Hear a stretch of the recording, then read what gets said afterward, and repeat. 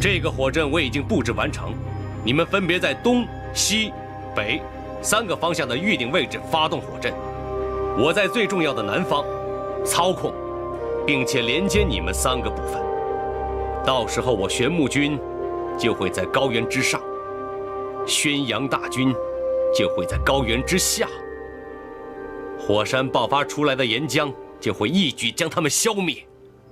将军，此计甚妙，只是此阵法难以推敲和琢磨，一不小心就会玉石俱焚。哼，放心吧，我童真修炼一辈子的火灵，论火灵的操纵，没人比我更厉害。将军，你就尽管命令，我们保证完成任务。你们先到预定的位置，等候我的讯号。一旦接收到我的灵力讯号，就立刻发动火阵。是。立刻召集所有修炼水灵的高手，全军备战。王上，万万不可呀！此刻我不出兵，我就会永远失去阿莫。比起一个王妃，我们凌云更需要的是您和其他将士。王上，您万万不能冲动啊！好，你们不去，我自己去。你们让开！王上，得罪了。你们口口声声叫我王，却做出如此以下犯上之事，就不怕我怪罪你们吗？大哥，我们这样做实在是迫不得已。为了凌云的万千百姓，我不能让大哥以身犯险呐。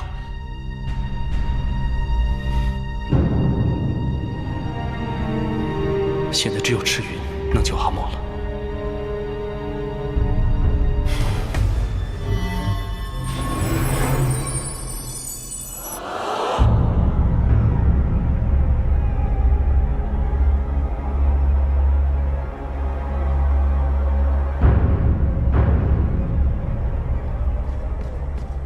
启禀殿下，那童征又差人来问，陛下究竟何时才到？还说咱们是不是故意拖延？这已经是童征第3次派人来了。看来这童征已经等得不耐烦了。是啊。如今也只能先这样拖着。四哥，你赶快下令，让将士们分成小队悄悄离开，不能让童征发现了。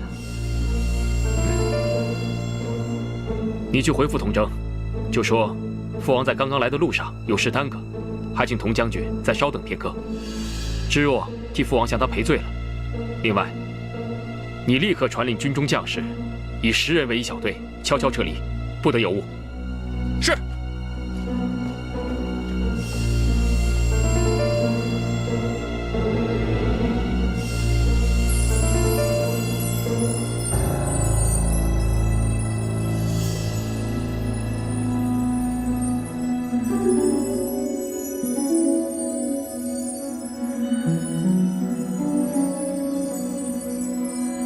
赤羽，阿莫有危险。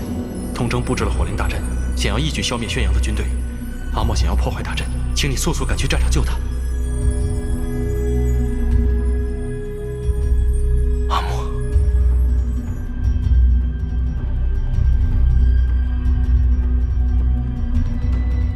哎，你是什么人？我是若殿下的随从，有要事通报宣阳王陛下。若殿下的随从，我怎么没见过你？我是真的有急事，涉及到四殿下的生死。若是陛下不能及时救援的话，四殿下会有危险的。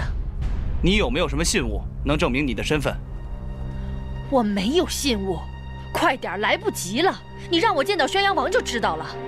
没有信物，我怎么能让你见到陛下？万一你是刺客怎么办？你。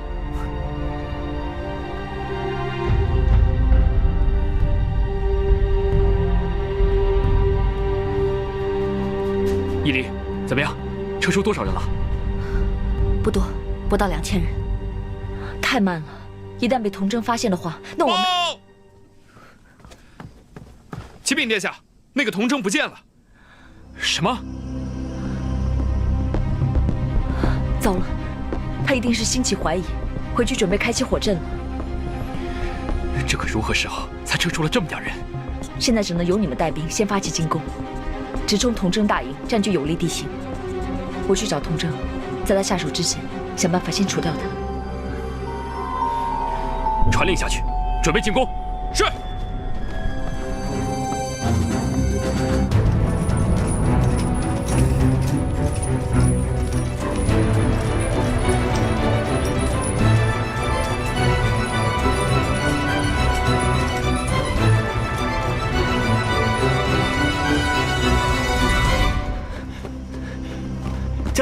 宣阳大军冲上来了，我们应该怎么办？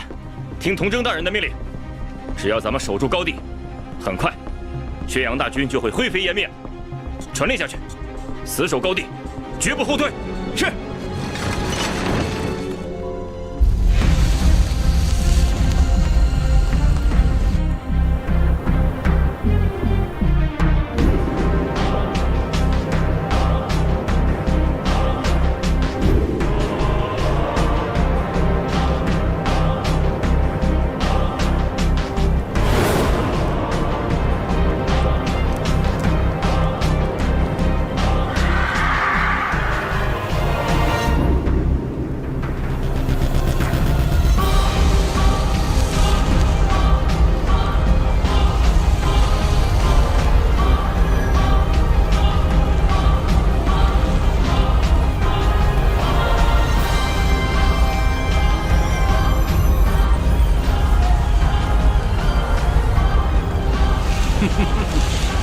没想到还是被你找到了，不过没关系，我的大阵马上就启动。等我先灭了你们的军队，我再看看你们这些无能鼠辈怎么跟我斗。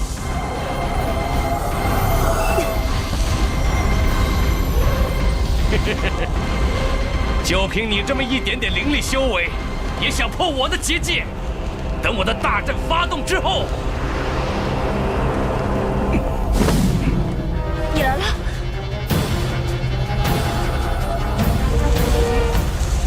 赤云，你可是我玄木的人，如今玄木和宣阳交战，难道你要帮助玄木的敌人？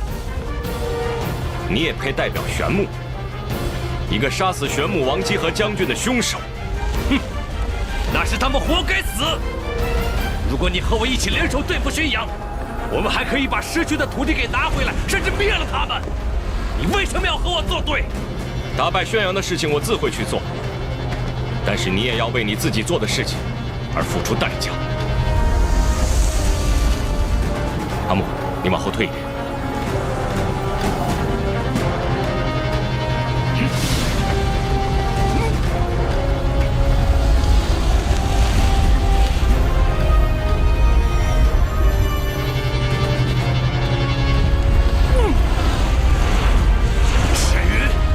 最好别逼我！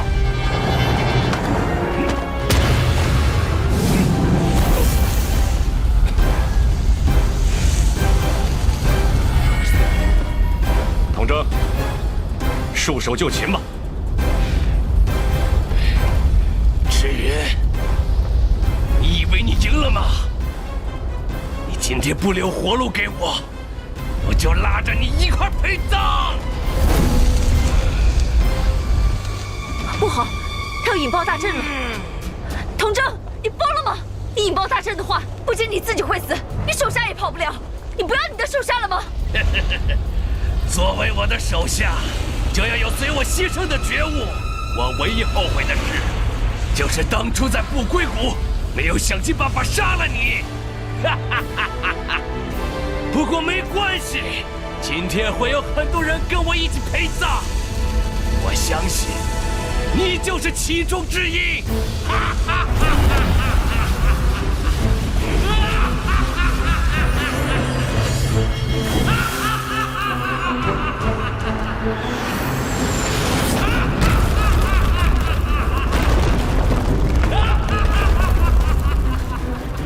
糟了，此个四嫂！阿木，你跟我来。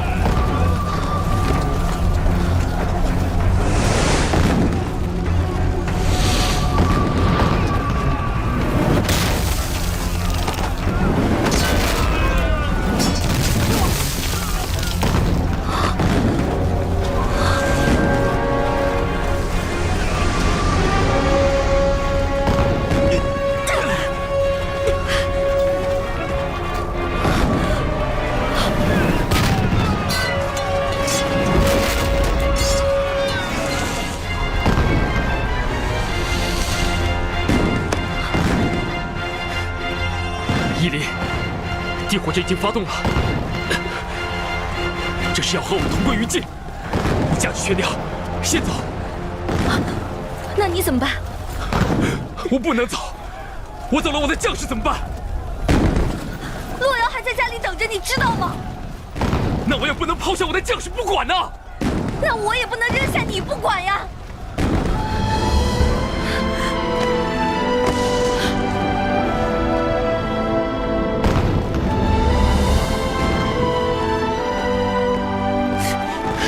好，我们一起走。手剑若缱绻，誓言风吹云舒卷，岁月间问今夕又何年？心有惜但愿只念。对不起，依莲，我也想跟你一起回家，但是我不能舍弃这3万将士。作为主帅，我必须与他们同生共死。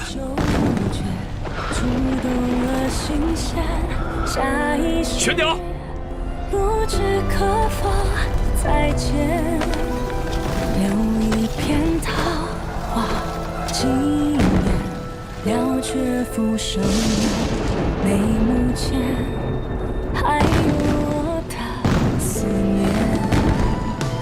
一寸土，一念木，一花一树一坛足，心事中爱偏开在迷途。望前路，望旧物，望心望你望最初。花瓣般留在爱你的路，前程夙愿来时路，一念桃花映国度。那一年，稀缺时光在重复。听雨疏，望天湖，人间悠悠情人诉，回忆斑斑留在爱你的路。四哥四嫂在哪儿啊？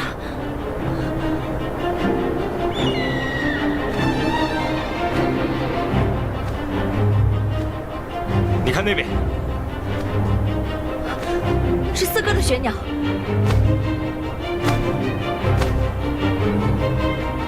不好，是四嫂。赤羽，去那边。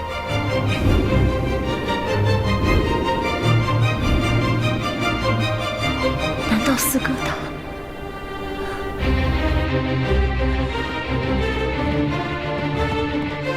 陛下，巡山那边有消息了吗？回禀陛下，巡山一战，童征点燃地火，3万将士几乎全军覆没，王妃重伤，已被王姬殿下送回。芷若呢？四殿下他，快说！四殿下他未能幸免。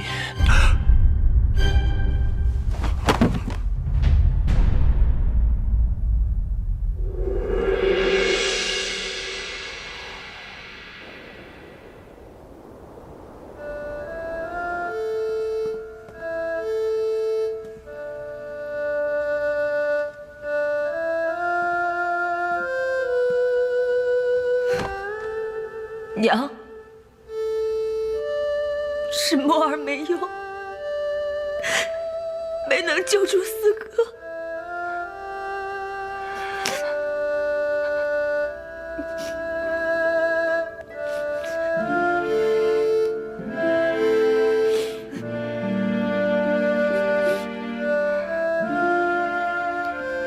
芷若是不是很英勇？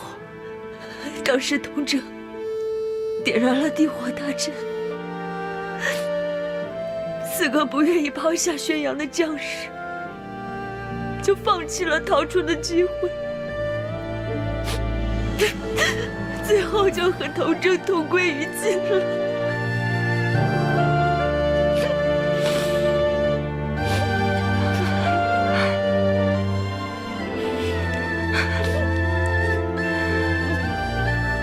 不愧是我的好儿子，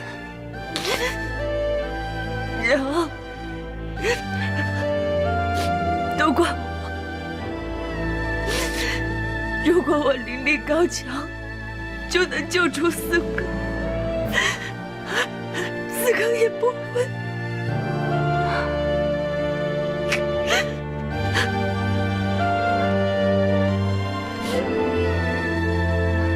你四哥是为宣阳而死，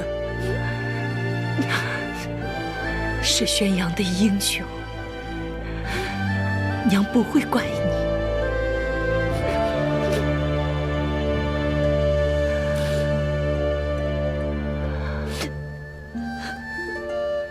只是他现在走得太突然，留下了义离和洛瑶。我担心他醒来之后，恐怕会承受不了。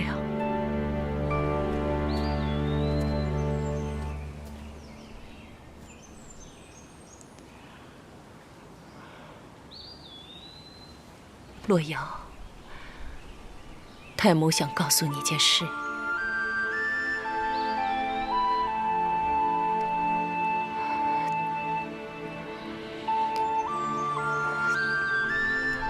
你爹爹走了。爹爹去哪儿了？他什么时候回来？他不会回来了。太母，你骗人！爹爹答应过我要永远在我身边的，他怎么不回来了呢？洛瑶，你爹爹在生命的最后一刻，没有抛下相信他、敬爱他的士兵而独自逃走，而是选择了与他们共同生死。孩子，我希望你明白，不管别人怎么说，你爹爹永远是宣阳的英雄。太母。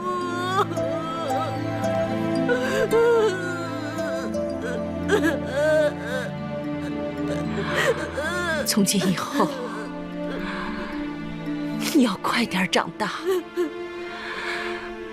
不要让你爹爹失望。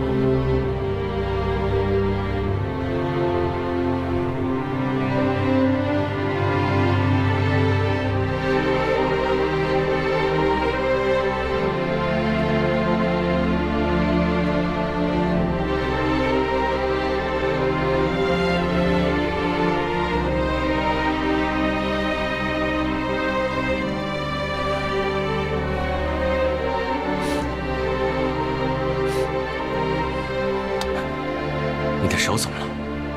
啊？谁干的？我自己。你为什么要这么做？没什么，我要走了。你要去哪儿？如今四嫂昏迷不醒，我要把她带回宣阳。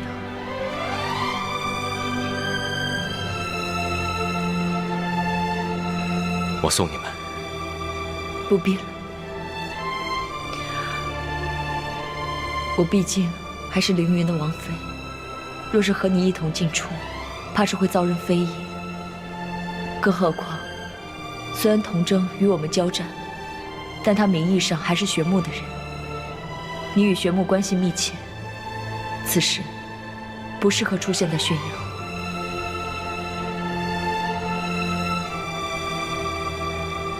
可我还是放心不下。这样吧，我让逍遥送你和义离回去。多谢赤云将军。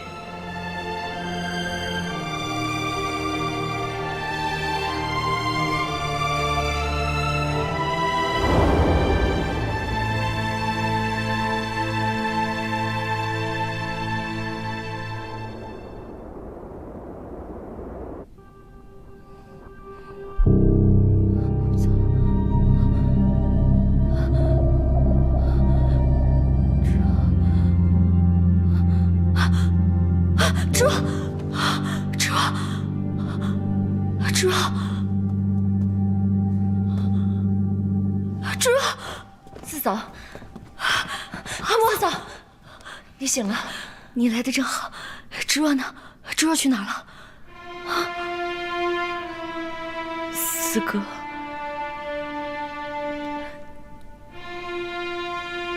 他没有逃出来。不可能，他说过会跟我同生死共患难的，所以他不会扔下我一个人不管的。我要去找他。四嫂，四嫂，你听我说，四哥不放心宣阳的将士，没有自己一个人逃出来，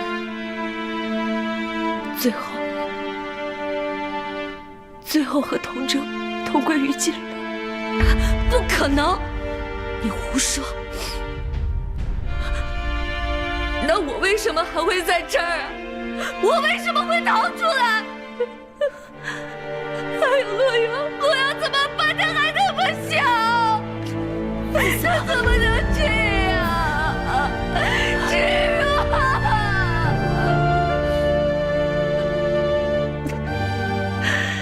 四哥为了宣阳的将士，牺牲了自己。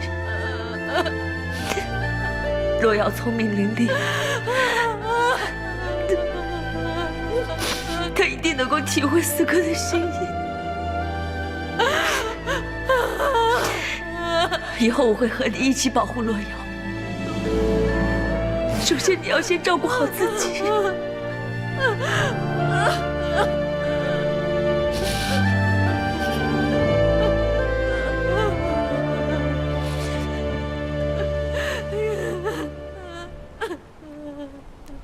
殿下，臣刚刚得到消息，巡山一战，童征引火自焚，宣阳军3万人几乎全军覆灭，义离重伤未醒，芷若战死。怎么会这样？我听说童征引发了地火大阵，与宣阳军同归于尽。芷若不知为什么没有逃出来，只有穆清墨带着义离返回了宣阳。父王，义离现在情况如何？他现在极度虚弱，遭受这样的打击，正在休息呢。我适才得知，摄河军接到你的命令后迅速撤离，基本上没有太多的损失。可我宣阳军几乎全军覆没。既然你们早知道童征将要发动火阵，那为什么不事先通知宣阳？我若提前知晓，也许会有不一样的结果。父王，我一接到消息就马上派烈阳回来报信了，请父王立即派水灵高手救援。怎么您不知道吗？烈阳，你是说你的那只狼鸟？我没有见过它，它现在在哪儿？我不知道，自从派他回来报信之后，就没有消息了。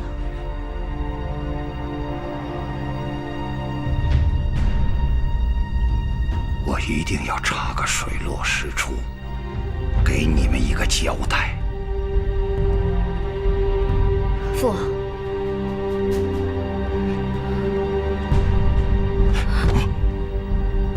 义离，你这是做什么？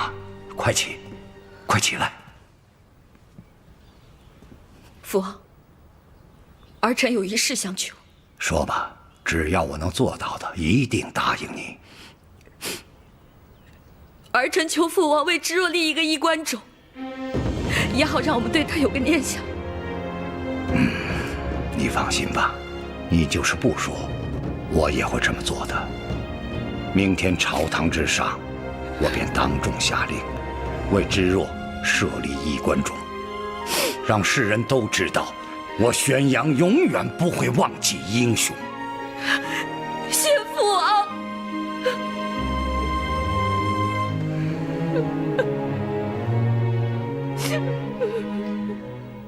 要不是我让芷若替我报仇，讨伐童征，也不会落得如此下场。都是我害了他。长王姬不必太过自责，就算长王姬不去求他们，宣阳为了守护如今与玄牧的局面，也一样会出兵的。行了，不必多说了，你我都知道他是为什么而死的。芷若不仅是宣阳的英雄，更是我玄牧的恩人。长王姬，请放心，有我昆卜在，守护玄牧，赴汤蹈火，在所不辞。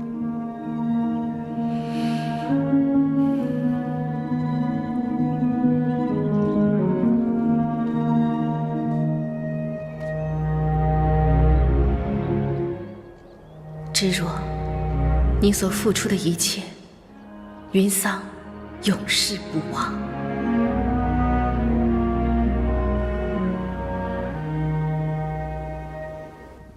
阿莫，若我当初依你所言出兵救援，恐怕便不是今天的结局。阿莫，对不起。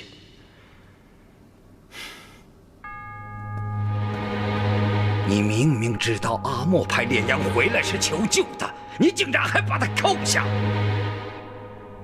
整整3万宣阳将士，为了你的一己私利，全都葬身火海。你以为你害死了你4哥，昭云殿就会失势吗？宣阳便会以指月殿为尊吗？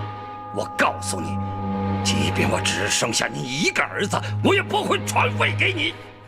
我劝你早点断了这个念头。宣阳要是落到你的手里，离王族灭种也就不远了。陛下息怒，姬衣他只是一时被仇恨蒙蔽了心窍。你看，他都知道错了。陈雷氏，你还敢为他说情？姬衣有今天，你以为你逃得了干系吗？臣妾甘愿受罚，但求陛下饶了姬衣。知若也是我的儿子啊，我对你们是一再的包容，可你们呢，却变本加厉。陈雷氏，你还有何颜面为他说情？陛下，臣妾愿意以死谢罪，但求陛下再给姬衣一次机会，他便既是臣妾唯一的儿子。姬衣，立刻放了烈阳，不得有误，听到没有？是，父王。给我滚出上元宫！从此以后，我不要再见到你们。姬衣，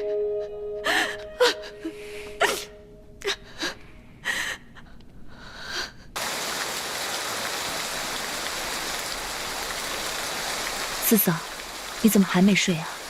发生什么事了吗？阿莫，明天就要为知若立衣冠冢了。可现在母后年事已高，怕是她受不了这样的打击了。所以在这儿等你，就是想问问你有没有办法，在明天临行前，让母亲先睡下，免得她又睹物思人，伤心过度。还是四嫂想得周到，这样也好，就按照你说的办吧。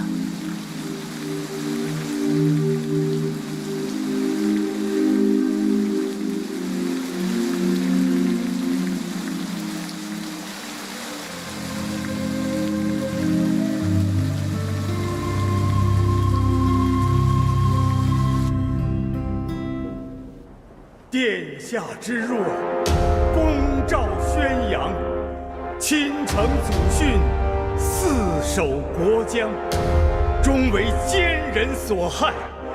君子成人，有如是也。此为国伤，呜呼痛哉！特赦衣冠之种，以道宣阳之英雄也。等等，知若既是你们宣阳的王子，更是我的夫君。在我们涉河，战死沙场那是一种荣耀。可他本不该死，他是被奸人所害，而害他的人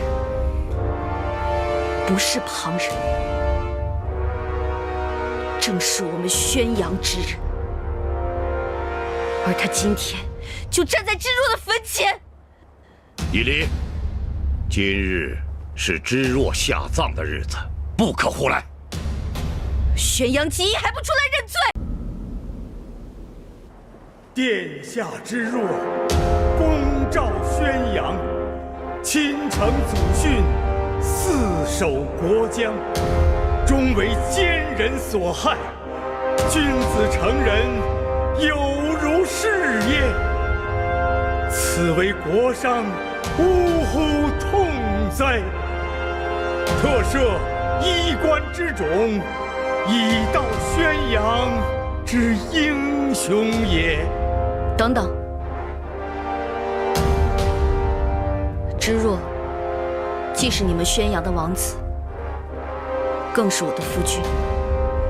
在我们涉河，战死沙场那是一种荣耀，可他本不该死，他是被奸人所害，而害他的人不是旁人，正是我们宣阳之人，而他今天就站在知若的坟前。以离，今日是知若下葬的日子，不可胡来。宣阳吉还不出来认罪？我不知道四嫂在说什么，请四嫂节哀顺变，不要胡言乱语。来人，四嫂伤痛攻心，神志不清，快把她扶下去。当初阿莫发现童正布下火阵，派人找父王请求支援，只要援兵一到，我们宣阳便可大胜，就不会有今天的葬礼了。可是送信之人却在途中被人截住了，而截他的人就是你，宣阳吉一。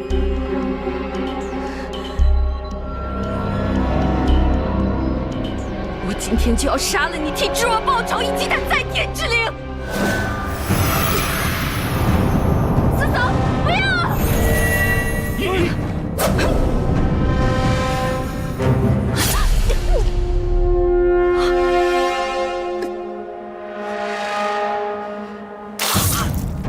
把他给我拿下！洛阳，娘亲，娘亲，娘亲，洛阳，娘亲，娘亲，住手！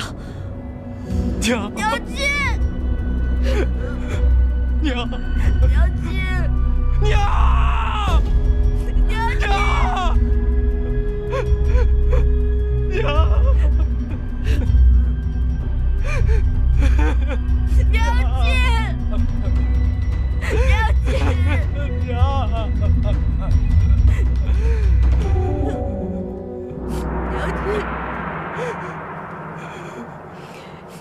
洛阳，是娘对不起你，所以你要快点长大，以后昭云殿啊就靠你了，知道吗？娘，没事儿，娘啊，很快就可以见到你爹了啊！四嫂，阿莫。是四嫂对不起你，以后洛阳就拜托给你了，不要。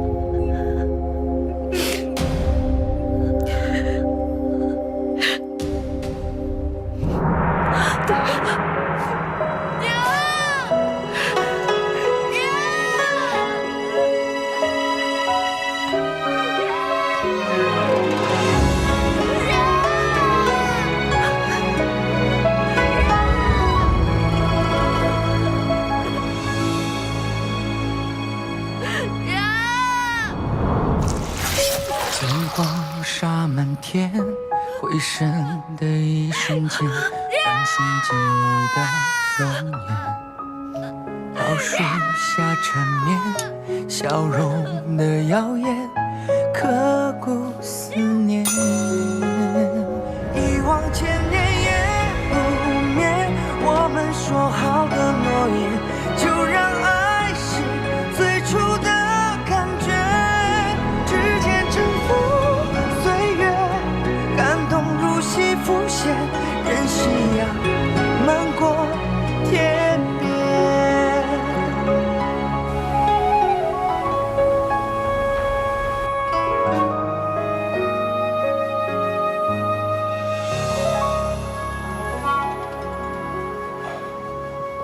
外面何人？臣等求见赤云大人，臣等有话要对大人说。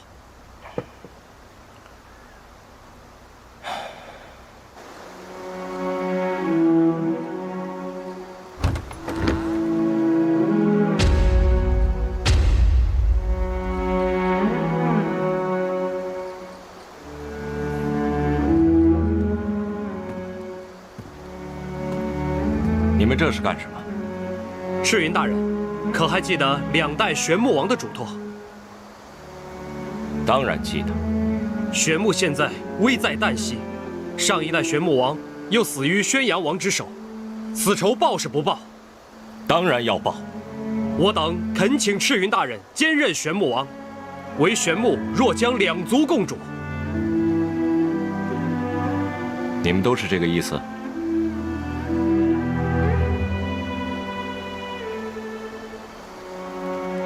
我不是玄穆中人，不会做这个玄穆王。大人，童征死后，玄穆实力再次下降，随时都有被灭族的危险。大人，您可不能置玄穆于不顾啊！大人，请您看在2代玄穆王和100万玄穆子民的份上，救救玄穆吧！求大人带领我等夺回玄穆失土，我等誓死追随大人。我等誓死追随大人。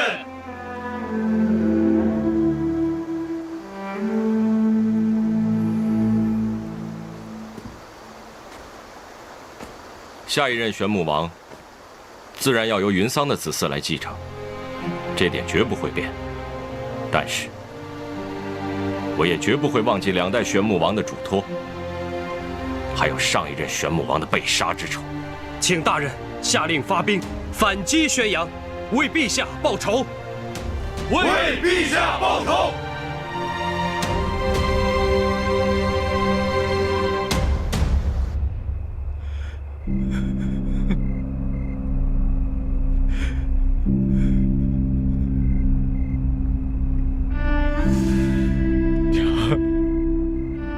是孩儿没能替哥哥报仇，还害您丢了性命。娘，您走了，芷月殿就只剩下我一个人了。娘，孩儿觉得特别的无助，您教教我该怎么做？娘，你听到孩儿在跟您说话吗？娘，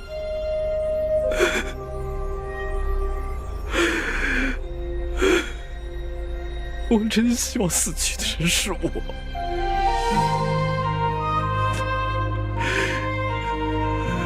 娘。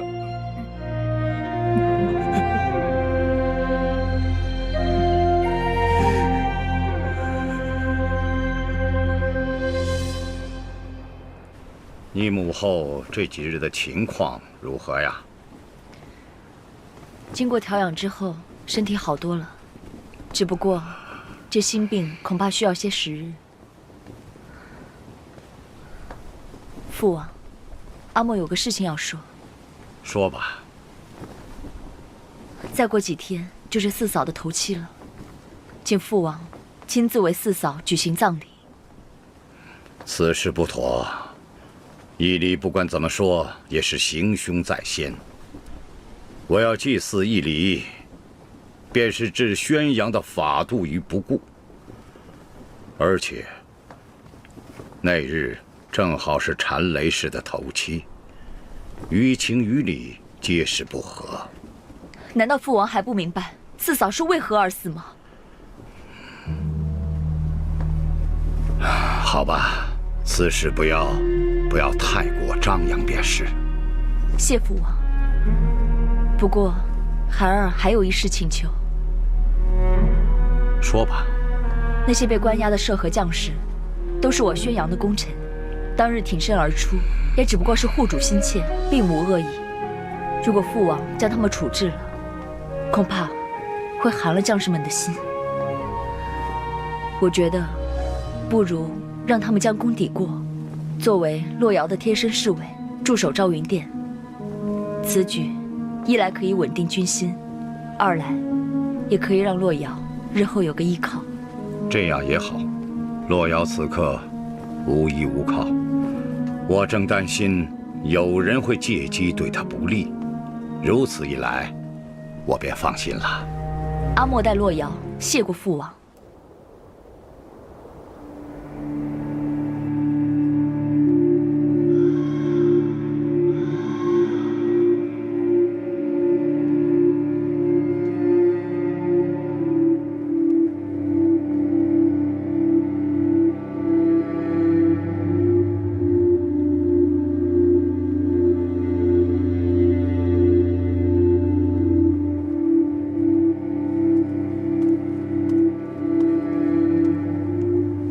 殿下，仪式可以开始了。不行，姑姑还没有来，再等就会误了吉时。我说什么时候开始才能开始？可是这时辰不对，这里面躺的是我的爹娘。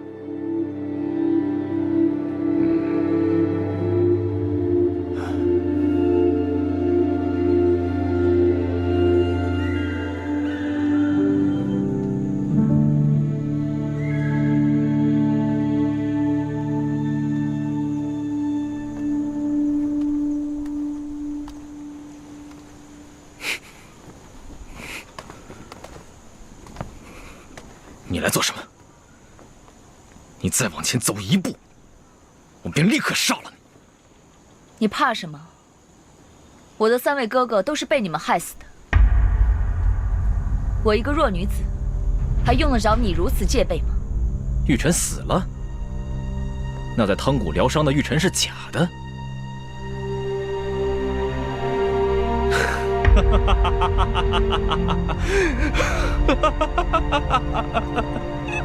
娘，你听到了吗？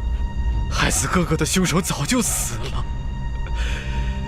如此一来，那赵云殿便再也没有翻身的机会。娘，我终于替哥哥报仇了。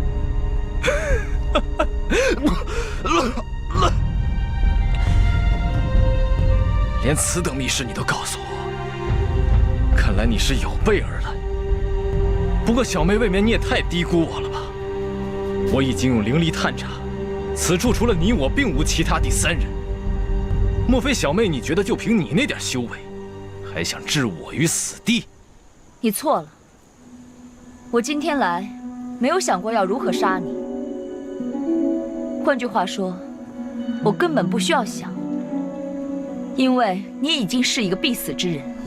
你说什么？不妨告诉你，很多年前，我娘与前任玄穆王是结拜兄妹。玄穆王病危之时，将他的毕生心血玄穆百草经送给了我。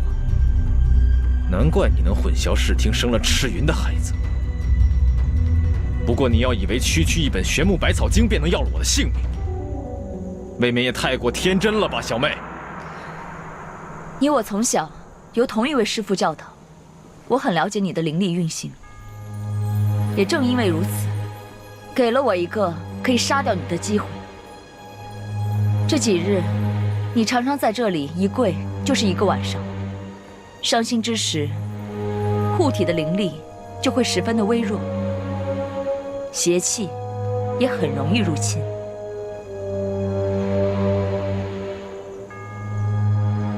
墓穴被灵力加持过，如果有毒，我一定会有反应。没错，但我用的不是毒，反而是让灵力可以迅速提升的药。刚刚你听到大哥的死，情绪激动，狂笑之时，吸入了很多不该吸入的东西。这些也不是毒，不过和你体内的药结合之后，再加上你独特的灵力运行，就会让你的灵力迅速地汇集在你的心脏，用不了多久，你的心脏就会因为受不了强大的灵力，爆裂而亡。你现在知道了吧？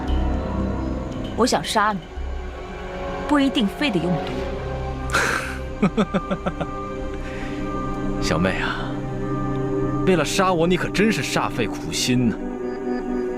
不过你还是低估了我。就算我活不了，拉你一块儿去死，还是绰绰有余的。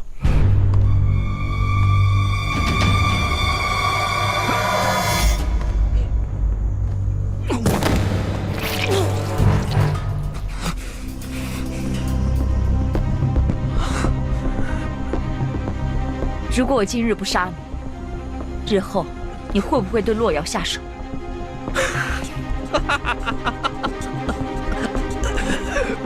对，他娘杀了我娘，我就一定要杀他。你们赵云天的，一个也别想活！我可以不杀你，但是你能不能答应我，离开宣阳，从此不再回来？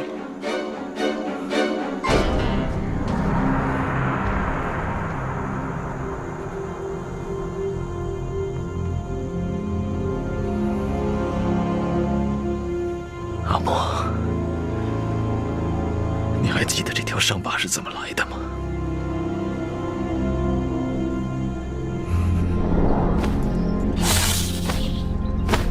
九哥，快看！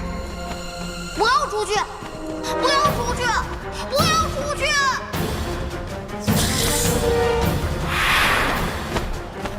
阿莫妹妹！救命啊！阿莫妹妹！阿莫妹妹！救命啊！阿莫妹妹！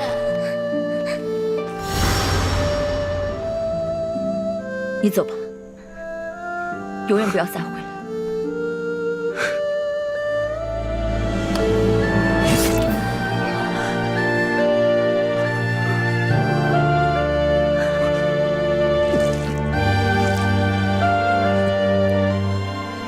若要回到小时候，该有多好！可是我们再也回不去了。阿莫，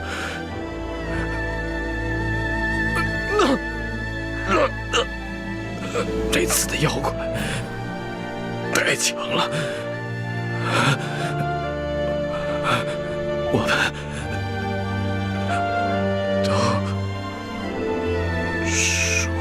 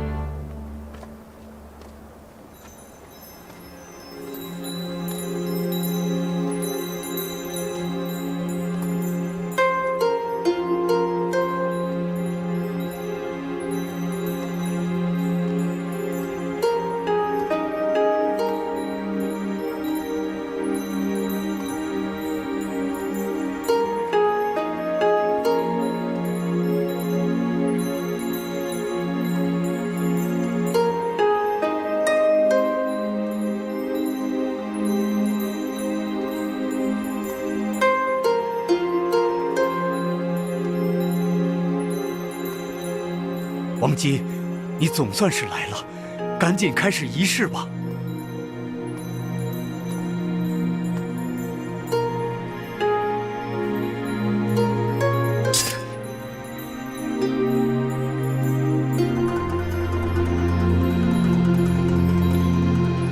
四嫂，你可以安心了，以后不会再有人伤害洛瑶。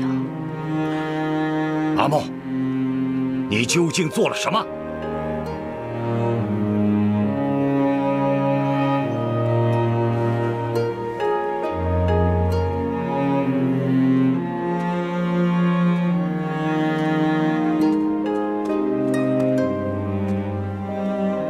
洛瑶，我们回家好不好？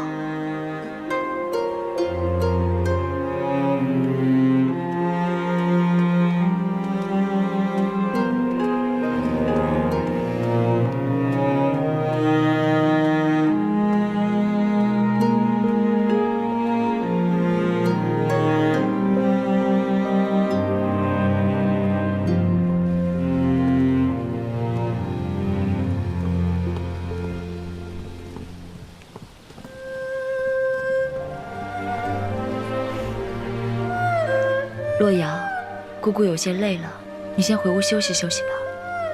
晚上姑姑再陪你玩，好吗？姑姑，我听话，带她下去吧。是，殿下。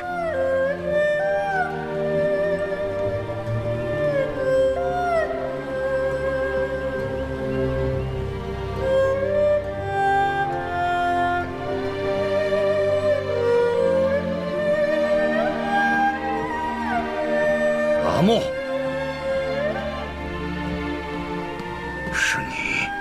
是你杀死了吉仪，他可是你九哥，你怎么下得去手？我宣阳没有你这种不仁不义之徒，我要代表宣阳清理门户。住手！你要杀就先杀了我。你知道吗？他在禅雷氏墓前杀死了吉仪。陛下说阿莫杀了吉仪，有什么证据吗？还有什么证据？除了他，谁还会做这种事情？许多年前，玉臣指责宣阳辉杀死了常州，陛下不也曾质问玉臣，问他要过证据吗？如果当年陛下能够秉公处理宣阳辉，事情会变成今天这个样子吗？常州死后，我就怕你和吉仪会走到今天这步。我不顾所有人的反对，特意让一个师傅教导你和吉仪，让你们一起学习，一起玩耍，一起长大，就是希望不要发生今日的事情。你还记得你这胳膊上的伤疤吗？你还记得吉仪是如何救你的吗？我不让医师把这个疤痕去掉，就是为了让你们一辈子都记住，你们是血浓于水的兄妹。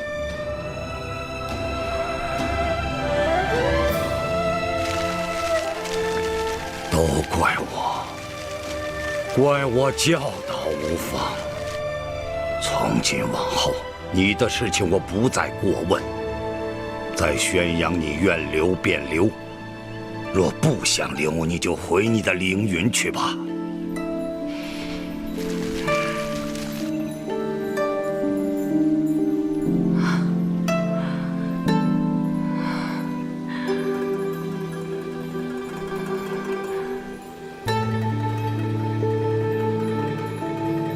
娘，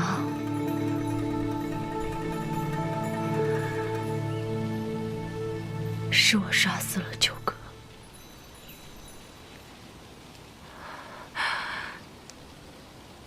过去了，一切都过去了。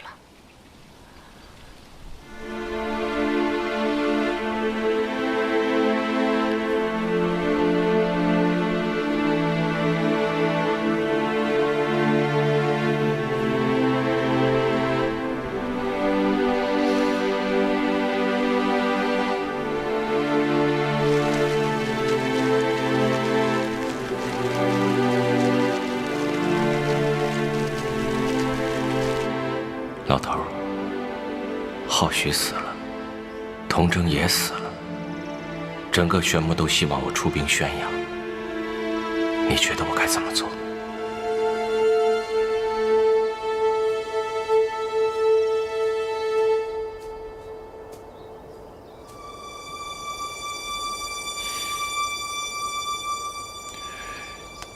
赤云大人。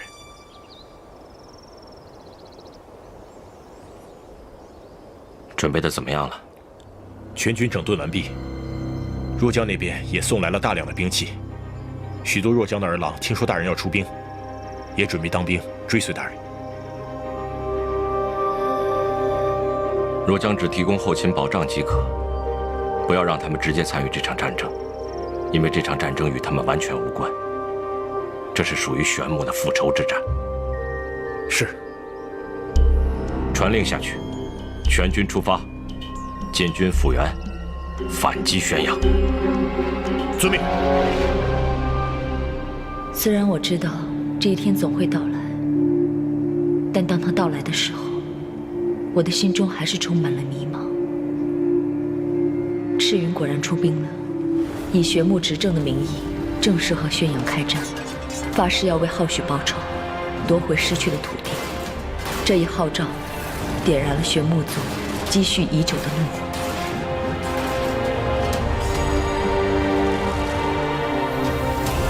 很快，赤云趁着宣阳还没有反应过来，就夺回了复原。父王派七哥宣阳修和大将苍林出战，被赤云打败，七哥战死，两边的仇越结越大。接着，赤云以极快的速度夺回了玄牧失去的那6座城池，继续向宣阳进发，兵临宣阳要塞统领关。整个宣阳的形势急转直下，朝堂之上也为了该派谁迎战，吵成了一团。二位大人就不要争了，慢慢说吧。而昭云殿终于恢复了平静。母后受到的打击太大，身体每况愈下，平时只能在院子里面晒晒太阳，闲着的时候带带孩子，还教了云桑姐姐一些母亲家的秘术。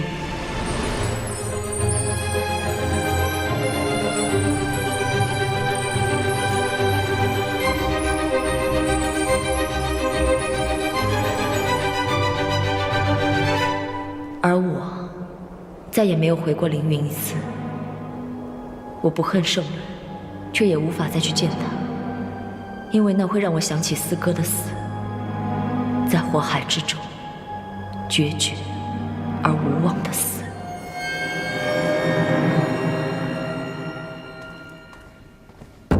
陛下，赤云大军已经兵临统领关下，而统领关后便是我宣阳广袤的腹地，还请陛下速速决断，应该由谁来领军增援统领关？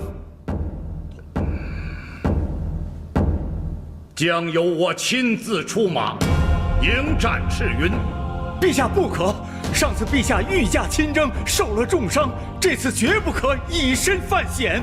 你们谁都不要劝我，我的几个儿子，老大重伤，老二、老三、老四、老七战死沙场。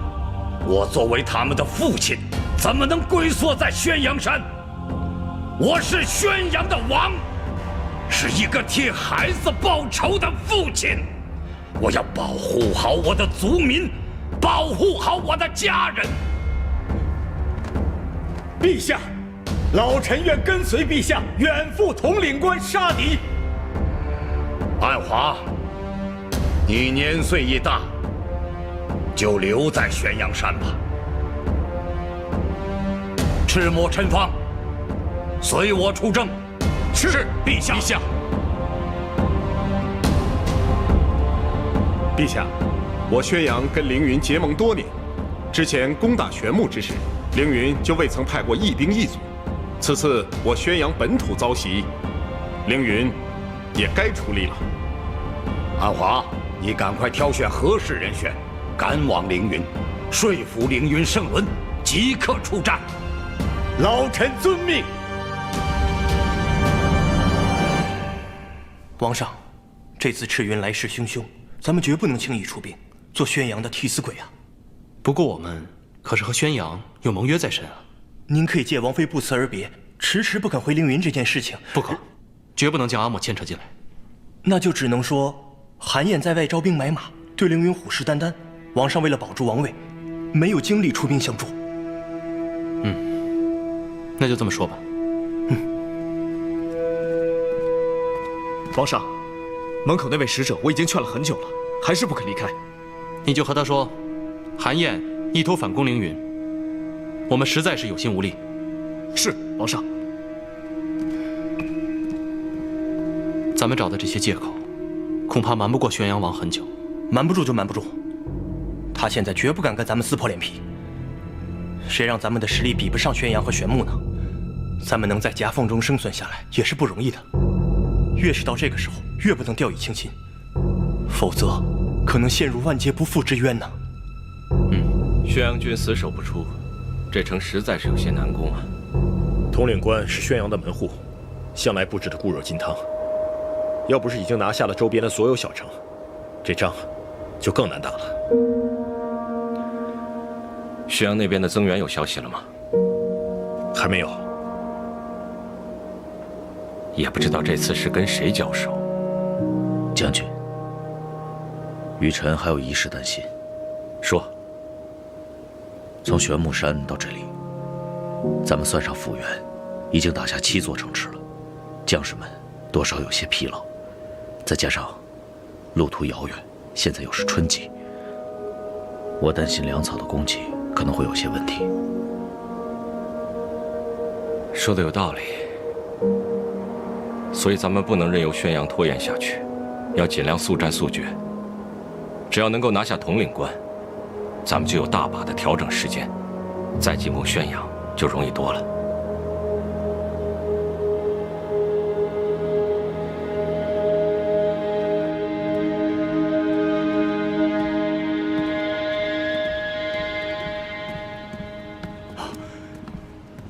参见陛下。怎么，出使凌云的人回来了？正是。凌云圣伦怎么说？凌云圣伦借口韩晏在外招兵买马，拒绝出兵增援。果然不出我所料啊！陛下，这凌云圣伦竟然无视两族盟约，屡次拒绝我们出兵的请求。等这次击败了赤云，一定要给他们点颜色瞧瞧。那也要等击退赤云以后再说了。安华，我不在玄阳山的这段日子，玄阳就交给你了。是，陛下，老臣定尽心尽力，不敢丝毫懈怠。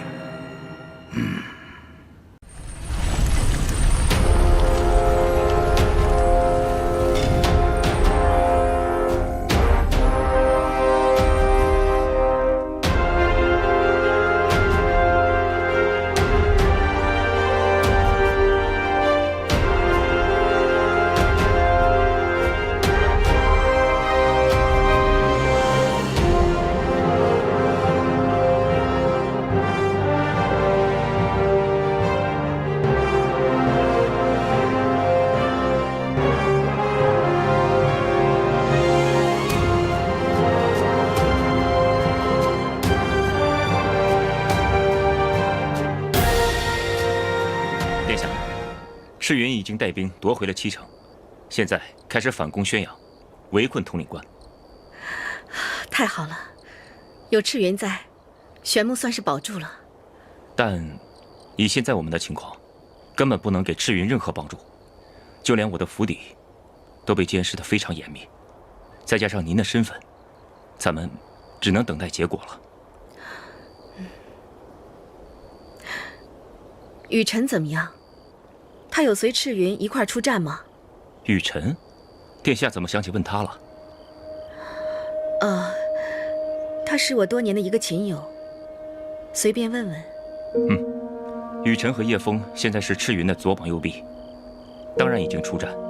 你放心，我听说他灵力高强，足智多谋，定然不会有什么闪失。太好了，希望上苍怜悯我玄木，保佑赤云、雨辰以及玄木所有的将领连战连捷，平安归去。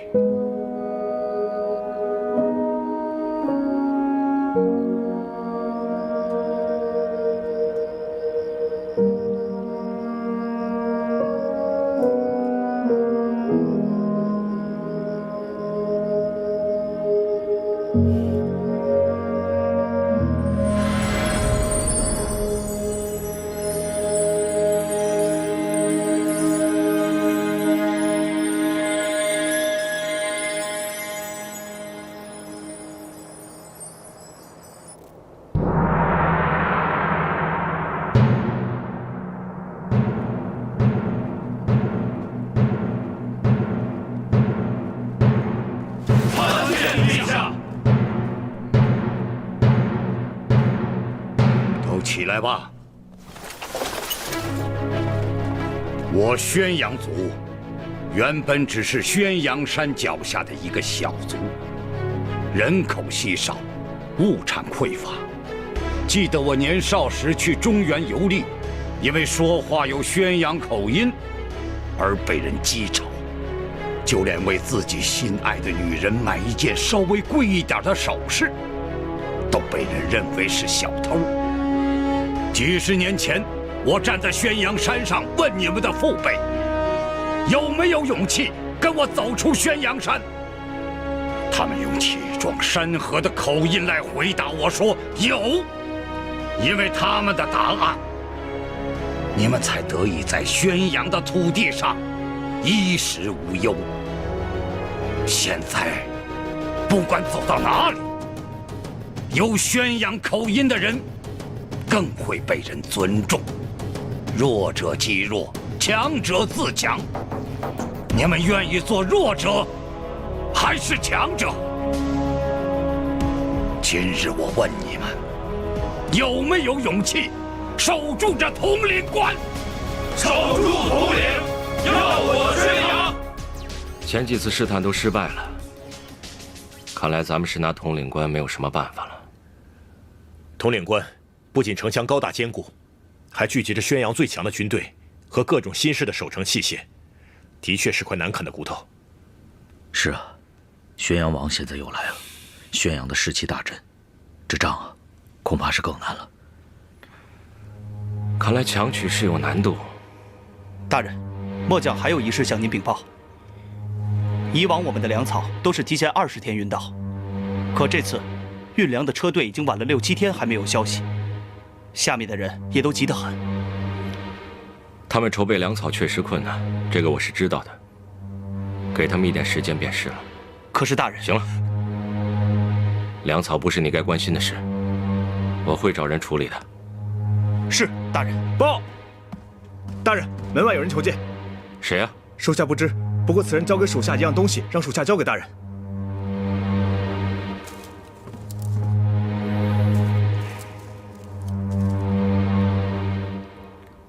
诸位，你们继续讨论攻城的策略。我有一位故人要见，去就回。是大人。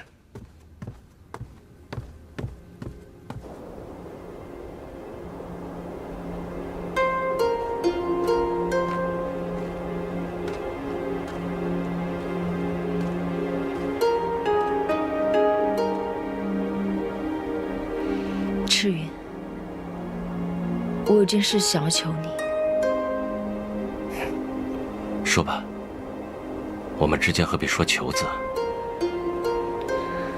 我父王亲征现在就在统领关，你能不能看在我的份上，退兵？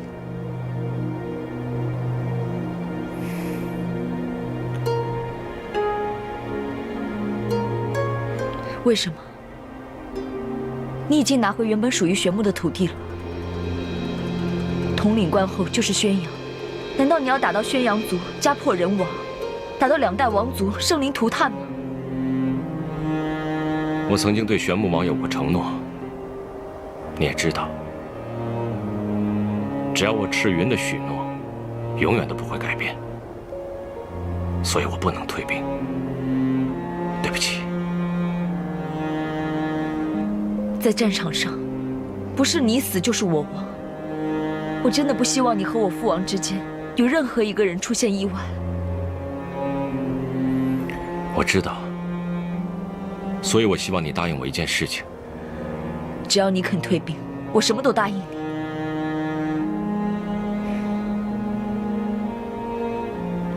如果有一天，我真的跟你父王生死相搏，如果我失手杀死你父王，请你不要恨我。如果是你父王杀了我，我希望你也不要怪他。难道就没有别的办法了吗？难道只能让我眼睁睁地看着你们2败俱伤，或是有任何一个人离我而去，我却什么都做不了吗？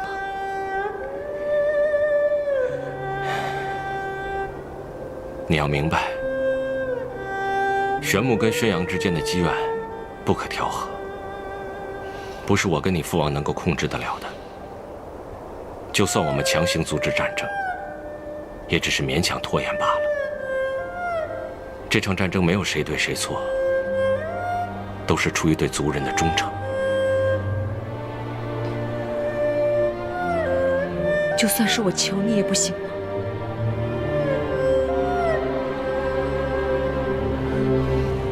要去哪儿？回宣阳。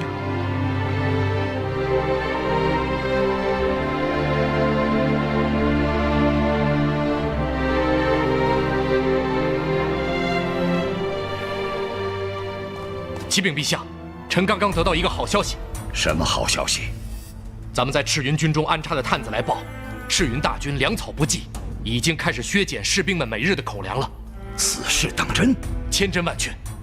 哦，这的确是个好消息啊！陛下，咱们要不要趁此机会将他们彻底消灭？不急，观察几日再说。不过有一件事现在可以去做。陈芳，你带领几个高手绕到赤云军队的后方，找个隐蔽的位置，布下周天星斗移转大阵。陛下的意思是，咱们从后面偷袭。可是这个距离的周天大阵，每一次只能传送10几个人过去。要想组织一次像样的偷袭，需要400-500人，布阵的时间也至少需要1个时辰以上。没事。如果赤云军队没有因为粮草的事发生混乱，咱们就按兵不动；如果他们因为粮草的事发生混乱，那么我们的500人和外面的军队将会形成前后夹击之势，会给他们造成更大的混乱。明白了，陛下，臣马上去办。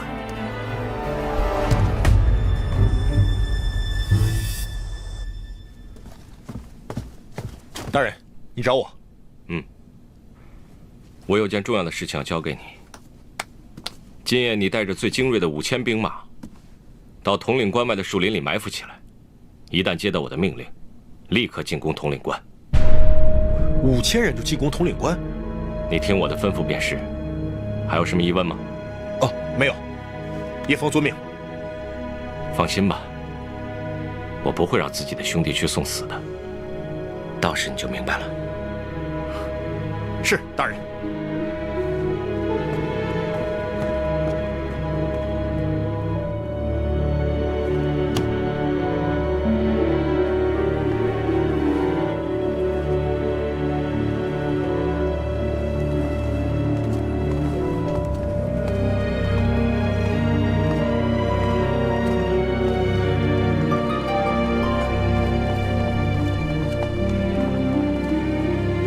赤墨、陈芳，你们来看，赤云军中的炊烟是越来越淡了。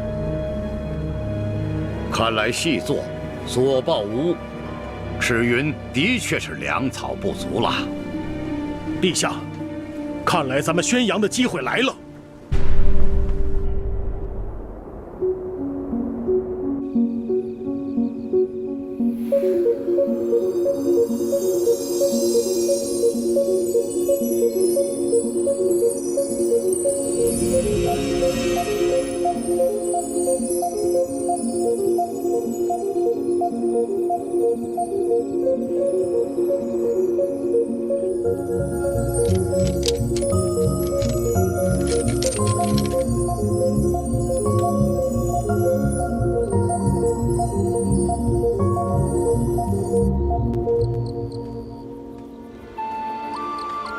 姐姐，你在担心赤云吗？我在担心所有人，担心我的父王，担心宣阳的子民，也包括赤云。姐姐放心吧，赤云和伯伯都是统兵之人，就算一方兵败，他们2个也不会有事的。但愿如此吧。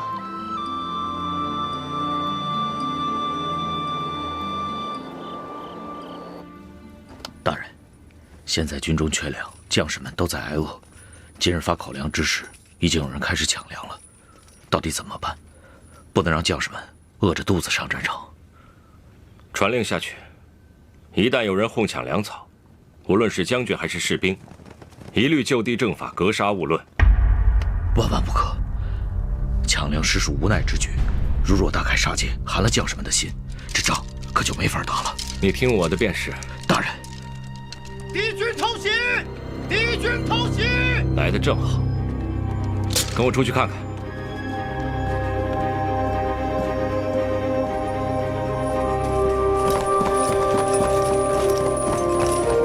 报！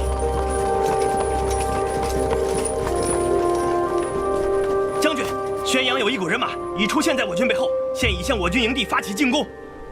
宣阳那边来了多少人马？回禀将军，大概400-500人，但个个身怀灵力，一看便是精锐。一出现便对我军进行突袭，我军将士没有准备，伤亡惨重。传令下去，火速召集人马，务必将他们全部留下。是。咱们终于要开战了。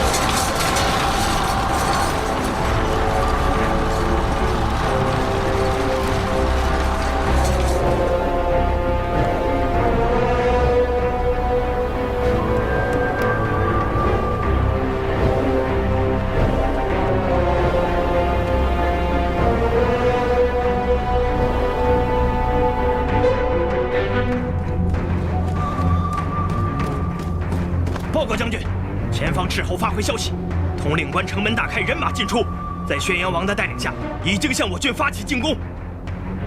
太好了，立刻发信号给叶枫，让他准备攻城。得令。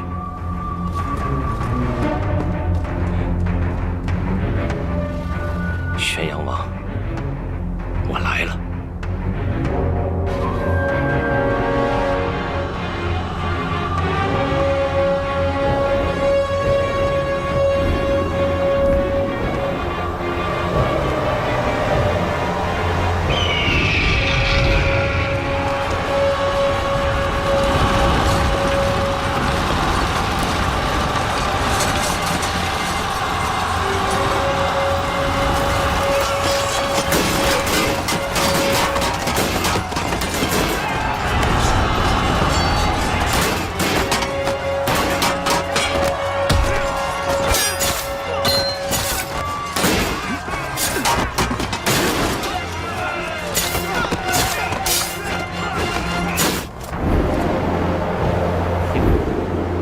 宣阳王，你我二人终有一战，不如今日就做个了结吧。哼，赤云将军好胆色！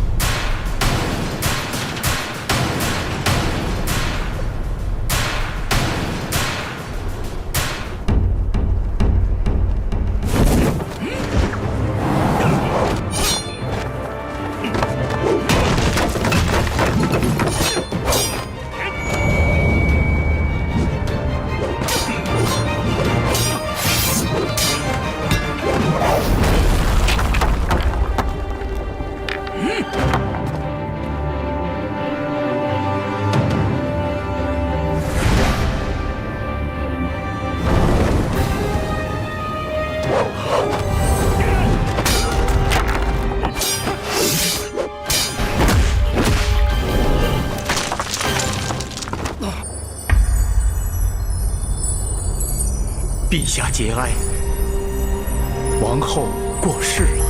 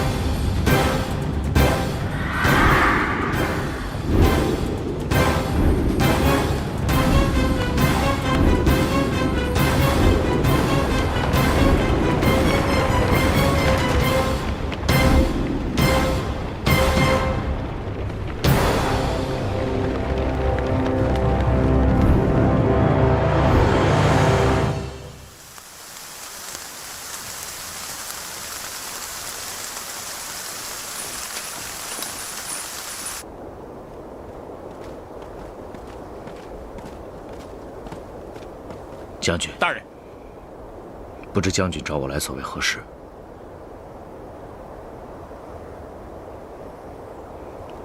我知道你对粮草一事一直耿耿于怀。本来事情的真相只有我跟叶枫知道，但是战事已经结束了，也没有什么好隐瞒你的了。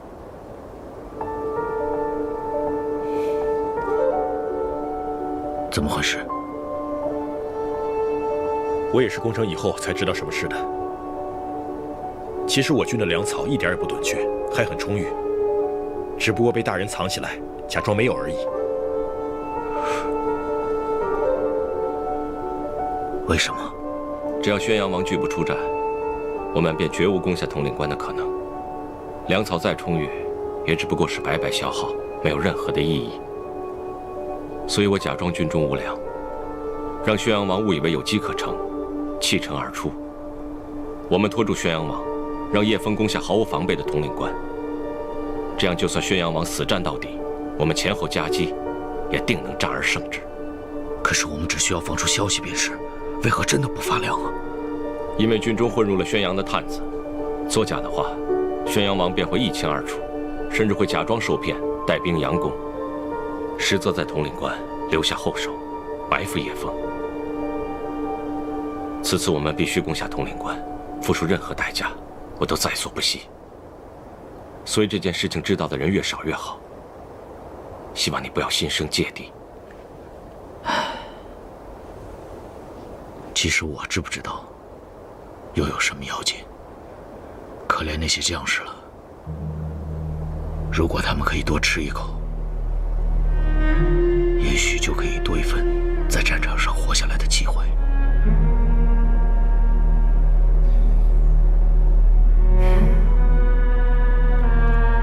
他们都是为了玄木而死，是玄木的大英雄。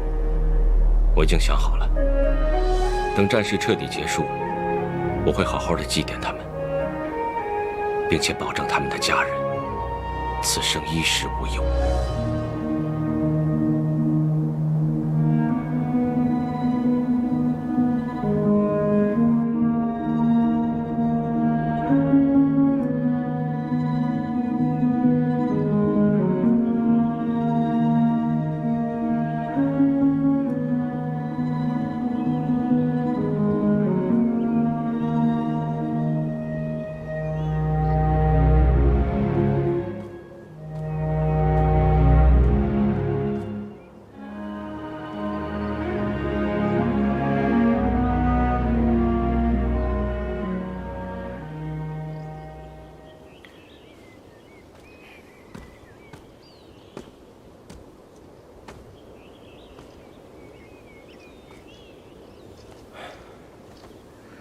阿莫，你受苦了。从今往后，只剩下我一个人。哥哥们不在了，如今连母后也离我而去。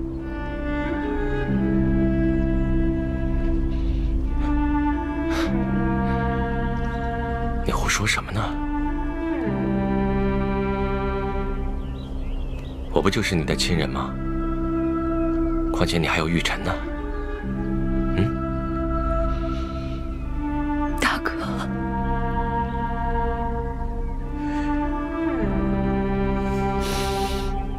大哥已经死了。他不是在汤谷疗伤吗？那是我们为了掩饰真相做的傀儡。真正的大哥，在与你交战之后，就再也没有醒过来。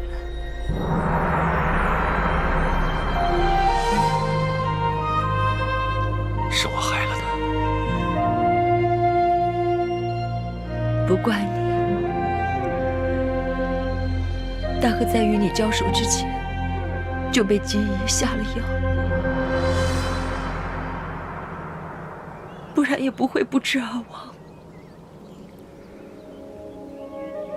原来如此。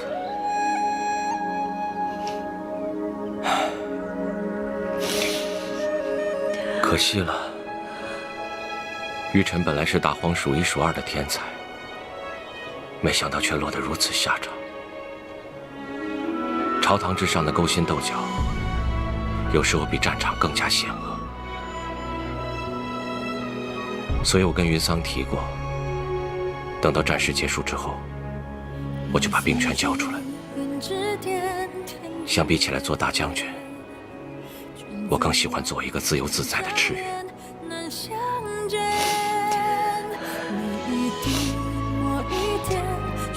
有件事情我要谢谢你。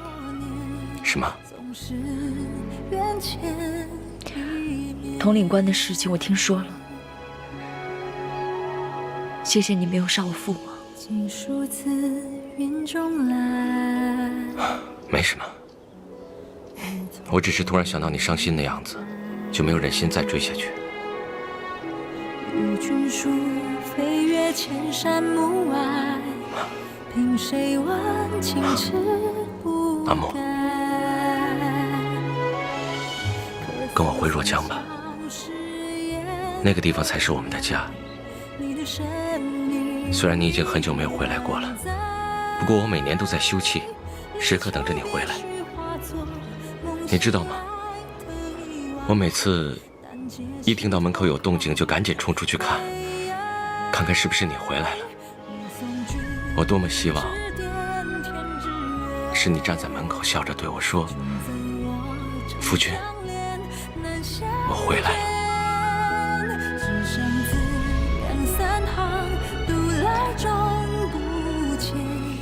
我想好了，等我处理完母后的后事，就离开宣阳。那就可以跟我回若江了。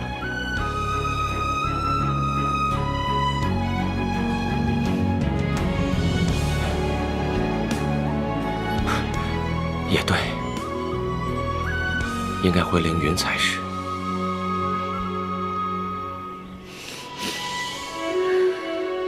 没说回凌云啊。那你摇头干什么？我的意思是，现在不能告诉你。等我办完了母后的祭礼，自然会给你一个惊喜。